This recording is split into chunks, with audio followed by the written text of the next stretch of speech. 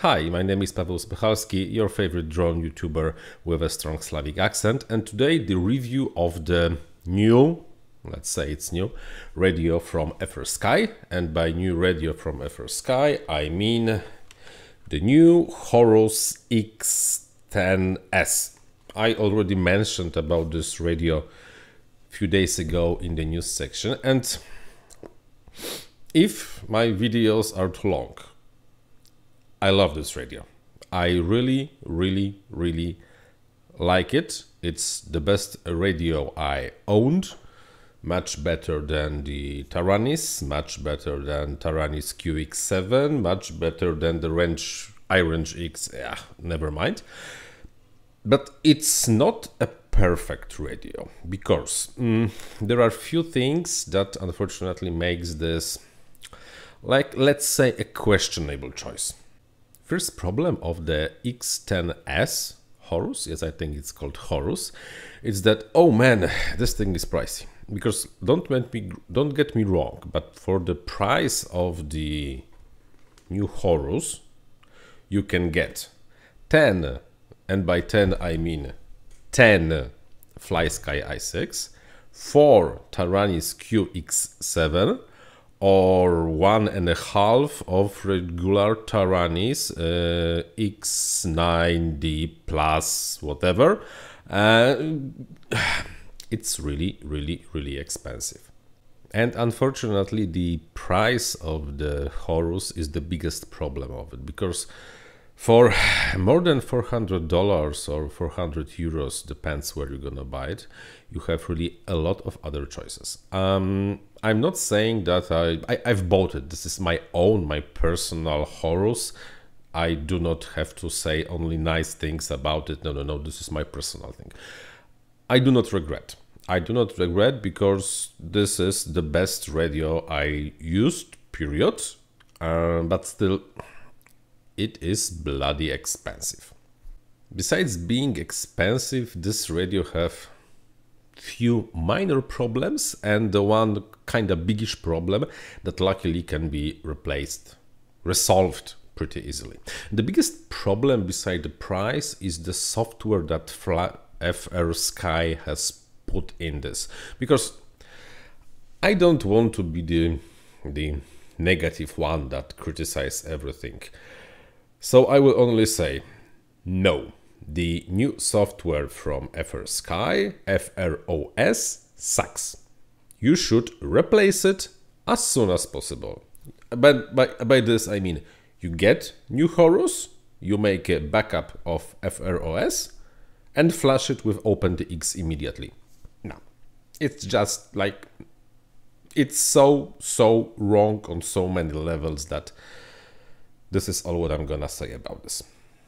Next problem is that, again, it's the software, the original software. The internal module, the internal radio module of the X10 can be flashed only together with FrOS. You cannot flash it using OpenTX. Why? Probably marketing had something to do with this, because probably the FrSky is preparing to close the software, not to support OpenTX, and has this own FrOS, which really shouldn't, but okay, it's a problem. I got mine from the Europe, but all my receivers are non-Europe, so I really had to be very creative how to change the software of internal module to have FCC compatible radio instead of UA compatible radio. It was problematic. Fortunately, the remaining problems are really minor one. Because FrSky, please, it's 2018. It's time to stop thinking in terms of mini USB. Mini USB should go away. Micro USB should go away. USB-C. If this radio had USB-C and possibility to be charged from USB-C, completely different story. Plus, what the heck is this plastic thingy? I know it's supposed to protect the USB and something else, and smart port. Oh, good thing, smart port is you don't have to use it from the internal module bay. But this plastic thingy or rubbery thingy, what's the purpose really? If the SD card slot is not protected with anything, why to bother protecting this? Who knows? It's really like, I don't really like it. And while on topic on this connector, this bottom of the radio is not the best place to connect your mini USB. Please change it to my USB-C. Please, please, please, please, please. Because you cannot just lay the radio down with the USB connected. It's stupid. Sorry, but it's stupid. Even $100 Taranis QX7 has it over here. It's not perfect though. I know the perfect place for the USB connector would be somewhere here in the front of the radio, because then you can just use it as a simulator controller or anyhow. It's not perfect place. Please make that change. And those are all the faults of this radio I found so far. Not too many, right? So let's now concentrate on the good things. Gimbals, period. Those gimbals are just amazing. This is X10S with the Hall sensor gimbals, but not analog sensor gimbals like it was possible to get for regular Taranis. This is PWM gimbals. It's not analog, so no voltage level, no pulses, ESCs. Those gimbals are just fantastic, period. When I just first started with my drone and this radio, I was really shocked how smooth everything was. Magic.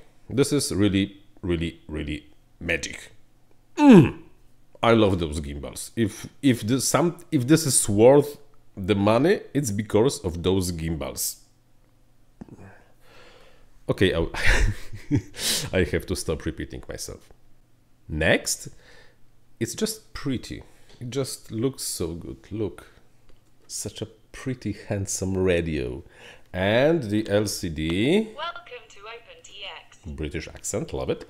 And the LCD, it's colored, great, fantastic, outstanding. And instead of those 6 buttons you might know from regular Taranis, we have the scrolly thingy from Taranis QX7, which is great option. It's simple to use. It's with OpenTX, of course, but you really have to flash it with OpenTX before. Simple to use because it's just like OpenTX. Okay, another problem, but this is more like problem of OpenTX. You cannot put Lua script as a telemetry screen. It kinda sucks, but whatever. So where were I? Oh yeah, the screen is great. It's really fantastic. It's really nice to look at, but this is not what really matters around that. Gimbals. Oh, those gimbals. Okay, anyhow, gimbals, that's enough. Besides that, it's a radio. It's a radio. It's supposed to be used during flight, not to look at it. So it's nice, it's pretty, but yeah, it's not important. But the X10S has some additional features I really have to show you during the disassembly of this radio, because this is really, there is something very, very, very interesting inside of the radio, and I will show you what I found. Like I mentioned, the really interesting things about the Horus lies inside.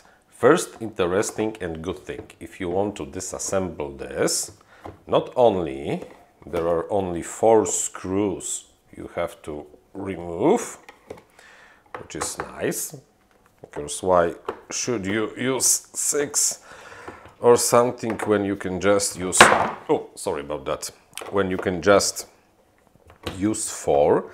But comparing to the regular good old Taranis, the back plate is, it's not that simple, it should be, okay. The back plate can be removed without,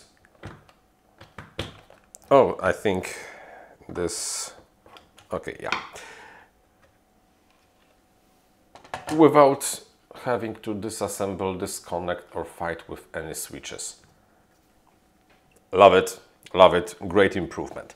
Next interesting thing, it's lithium battery. That means finally it's not those old NIM, I don't know how to say it in English, batteries. Cool, very cool. It's not removable, but that is not a problem. The battery will last for at least few hours of flying. The gimbals, I already told you, I love them. They are great, but okay, this is not what I wanted to really show you. What I wanted to show you is not maybe like this. It's this. This is the new FrSky module. It's the next generation of iXJT radio module. It is called the iXJT, and comparing to the original, oh, they say, yeah, it's less latency, blah, blah, blah, blah, blah. But look here. One UFL connector, second UFL connector, third UFL connector, fourth UFL connector. Come on, what is happening right here? What is happening? Because there is an internal antenna built somewhere over here, and this is a full, probably only antenna diversity, but it's not, but it is a diversity. So there are two internal antennas in this section, well hidden, and there is external antenna with an SMA connector you can just remove. Great, fantastic.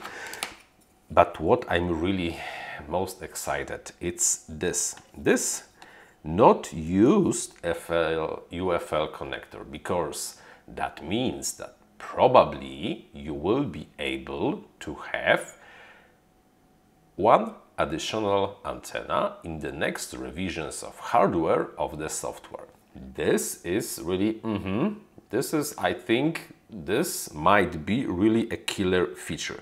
I really don't know how this thing internally is wired. I do not see any terminator on this not used connector, so maybe there's something else happening. I also don't know what this chip is, but it really looks very, very interesting. If those two antennas are located under 90 degrees to each other over here, then we really, when using both internal and external antenna, we have almost a perfect polarization matching coverage, because this antenna can work in this, how to say it, this plane, this one in this. It's really, really, really, if only this is really done like that. Welcome to OpenTX. Throttle warning. Oh, throttle warning. Okay, to sum things up. New X10S Horus is extremely bloody good radio. It's not a perfect radio though, it has some problems and it's slightly too expensive. But besides that, I really love flying with it, because it's just, wow, those gimbals feel so good in flight. Anyhow, I hope I helped someone to make their mind. I really, like I said before, do not regret spending money on this. I think it will just last me at least a few years and I will be very, very happy user of it. That's all for today. Thumbs up if you liked it, please subscribe, and see you next time. Ciao!